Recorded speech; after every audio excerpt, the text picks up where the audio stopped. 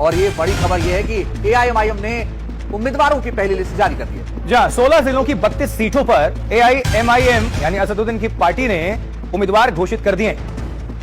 और आपको बता दें कि इस सीटों को लेकर जो ऐलान किया गया, कटिहार की 5 सीटों पर उम्मीदवार उतारे गए, साथ ही किशनगंज और दरभंगा से 4-4 सीटों पर उम्मीदवार उतारे गए। पूर्णिया की 3 सीटों पर एआईएमआईएम उम्मीदवार घोषित किए जा चुके हैं। अररिया और गया की 2-2 सीटों पर प्रत्याशी घोषित किया गया है असदुद्दीन ओवैसी की पार्टी की तरफ से यानी एआईएमआईएम की तरफ से। और वहीं बिहार के जो प्रदेश अध्यक्ष हैं एआईएमआईएम के अख्तरुल ईमान, उन्होंने कहा है कि सेकुलर वोटों के बिखराव को रोकने के लिए राजद के साथ गठबंधन का प्रस्ताव भेजा गया था।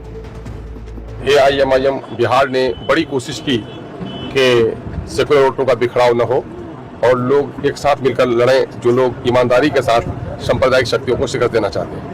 लेकिन बड़े घटक दलों ने हमें इसका अवसर न दिया, जिसके नतीजे में मुझे तीसरा गठबंधन बनाना पड़ रहा है। और मैं इस गठबंधन का शीघ्र ही मैं समझता हूँ कि कल तक आप लोगों को इसकी सूचना मिल जाएगी। देखिए, बिहार में सत्ता कायम रखने के इरादे से एनडीए ने अपनी रणनीति तो बनाई है, लेकिन उससे पहले सहयोगी दलों के बीच सीटों पर सहमति बनाना बड़ी चुनौती है। क्योंकि चिराग पासवान से लेकर जीतन राम मांझी और उपेंद्र कुशवाहा तक सब अपने दलों के लिए बीजेपी जेडीयू के साथ अधिक से अधिक सीटों की खींच तानने लगे हैं। सीटों को लेकर पटना में जो पेच फंस रहा है, उसे सुलझाने के लिए सब दिल्ली का रुख कर रहे हैं। हिंदुस्तानी अवाम मोर्चा के नेता जीतन राम मांझी इसी सिलसिले में बीजेपी अध्यक्ष जेपी नड्डा से मिले। मुलाकात के बाद हम के प्रवक्ता ने कहा, हमारे लिए सारे विकल्प खुले हैं, बातचीत चल रही है। विकल्प हमारे पास खुले हैं, सभी विकल्प खुले हैं, क्योंकि आप लोग जानते हैं एक पुरानी कहावत है कि राजनीति में न किसी का कोई दोस्त होता है और न किसी का कोई दुश्मन होता है। उधर राष्ट्रीय लोक मोर्चा के अध्यक्ष उपेंद्र कुशवाहा ने बीजेपी के साथ सीटों पर सहमति की खबरों का खंडन किया। वो भी आगे की चर्चा के लिए दिल्ली आ रहे हैं। बातचीत पर अंतिम सहमति बन गई। यह खबर जो दिखाई जा रही है, मेरी पार्टी के खाता में भी कुछ सीट बताई जा रही है, यह सही नहीं है। चिराग पासवान के एलजेपी की भी बात अभी तय नहीं हुई है। चिराग कम से कम 35 सीटें मांग रहे हैं, लेकिन लगता है कि बात 25-26 से आगे नहीं पहुंच पाएगी। सहयोगियों की मांगों और अपनी सीटों को लेकर दिल्ली में जेपी नड्डा के आवास पर भी बीजेपी के अहम नेताओं की बैठक हुई। और बिहार में महागठबंधन के लिए भी सीटों पर फंसी गांठों को सुलझाना बड़ी चुनौती लग रहा है। कांग्रेस, सीपीआई-एमएल के साथ ही सीटों को लेकर लंबी खींचतान चल रही है और जो आखिरी दौर में है। देखिए, महागठबंधन का हिस्सा बनने की इच्छा रखने वाली ओवैसी की पार्टी के लिए महागठबंधन के दरवाजे बंद हो चुके हैं। आपको सुनवाया भी थोड़ी देर पहले, खुद ओवैसी ने इसका ऐलान भी कर दिया है। तेजस्वी यादव ने कहा कि पिताजी को लिखे, मुझे नहीं लिखे, तो बोले उनको भी लिख दो। उसमें लिख के हमने कहा कि 6 सीट दे दो हमको, आप 5 तो जीते थे पिछले मरतबा। तो उसके बावजूद भी अगर वो नहीं करे तो फिर चुनाव तो लड़ना है, लड़ेंगे। तो ये साफ हो गया कि बिहार के सीमांचल इलाके पर खासा दबदबा रखने का दावा करने वाली एआईएमआईएम की बात आरजेडी से नहीं बनी।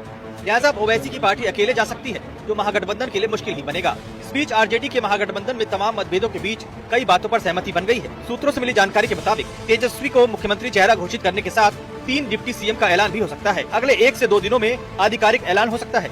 सूत्र बता रहे हैं कि करीब 95% सीटों पर बात बन गई है। संख्या से ज्यादा सीटों की अदला बदली पर पेच फंस रहा है। आखिरी सहमति बनाने के लिए तेजस्वी यादव और लालू यादव कल दिल्ली में राहुल गांधी से मुलाकात कर सकते हैं। इसके बाद जो तय होगा, उसका आधिकारिक ऐलान बिहार चुनाव का आगे का रास्ता तय करेगा।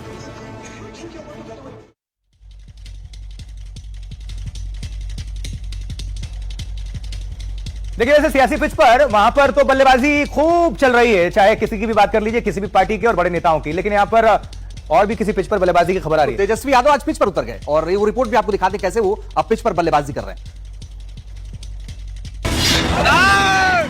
पहले छात्रों से संवाद, फिर सियासी पिच से निकलकर क्रिकेट की पिच पर पहुंचे तेजस्वी यादव। तेजस्वी ने नेट्स में कई शानदार शॉट्स लगाए।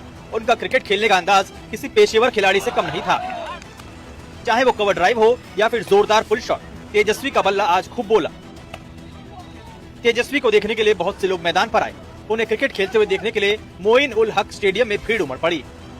चुनाव की टेंशन से थोड़ी देर के लिए दूर होकर उन्होंने युवा खिलाड़ियों से भी अपने पुराने प्यार क्रिकेट को लेकर बातचीत की।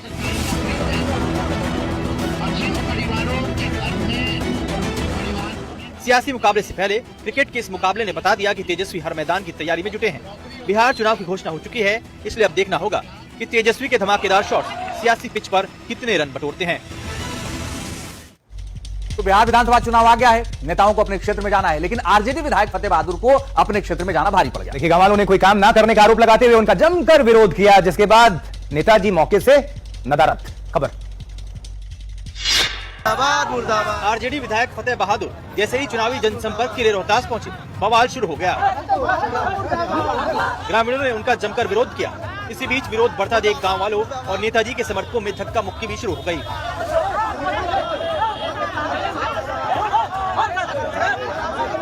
गुस्साए ग्रामीणों से बचने के लिए विधायक भागने लगे। गांव वाले भी भागे, लेकिन भागते समय गाड़ी का धक्का लगने से एक ग्रामीण घायल हो गया।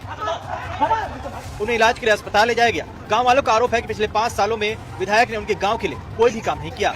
इसी कारण उनका विरोध किया गया। गांव वालों ने यह भी याद दिलाया कि विधायक ने देवी देवताओं पर भी कई बार विवादित टिप्पणियां की हैं, जिससे उनका विरोध और बढ़ गया। चुनावी माहौल में इस घटना की चर्चा ने अब जोर पकड़ लिया है।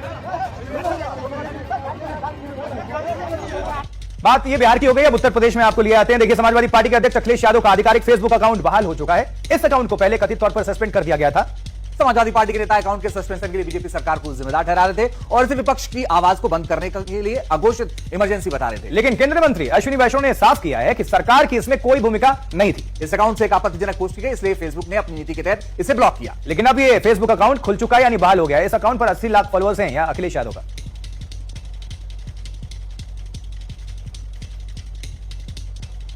तो फेसबुक की अपनी एक लंबी चौड़ी नीति भी है। अगर कोई अकाउंट उस नीति का उल्लंघन करता है तो उसका अकाउंट अस्थायी या स्थायी तौर पर सस्पेंड किया जा सकता है। अगर निलंबन के खिलाफ अपील नहीं की जाती या अपील निरस्त हो जाती है तो 180 दिन बाद अकाउंट स्थायी तौर पर बंद हो सकता है। और फेसबुक की नीति बड़ी साफ है कि कई ऐसी बातें हैं जिन्हें करने पर अकाउंट सस्पेंड या फिर बंद किया जा सकता है। जैसे अगर हिंसा को बढ़ावा दिया जाएगा, नफरती भाषण या लेख डाले जाएंगे तो सस्पेंड हो जाएगा, या किसी को परेशान किया जाएगा तो अकाउंट पर कार्रवाई एक्शन आराम से हो सकता है। किसी और की पहचान का इस्तेमाल किया जाएगा तो भी अकाउंट सस्पेंड हो सकता है। जैसे कई लोग बड़ी हस्तियों की तस्वीरों या फिर उनके नाम का गलत इस्तेमाल कर लेते हैं। किसी का कंटेंट कॉपी या रिसाइकिल भी किया तो भी कार्रवाई होगी। और इसके अलावा एंगेजमेंट या विजिबिलिटी बढ़ाने के लिए गड़बड़ी की तो फिर अकाउंट सस्पेंड या हटाया जा सकता है। इसी साल के पहले 6 महीनों में फेसबुक ने 1 करोड़ अकाउंट हटा दिए थे। उसी के तहत अखिलेश यादव का भी अकाउंट सस्पेंड, लेकिन फिर से अब बहाल हो गया।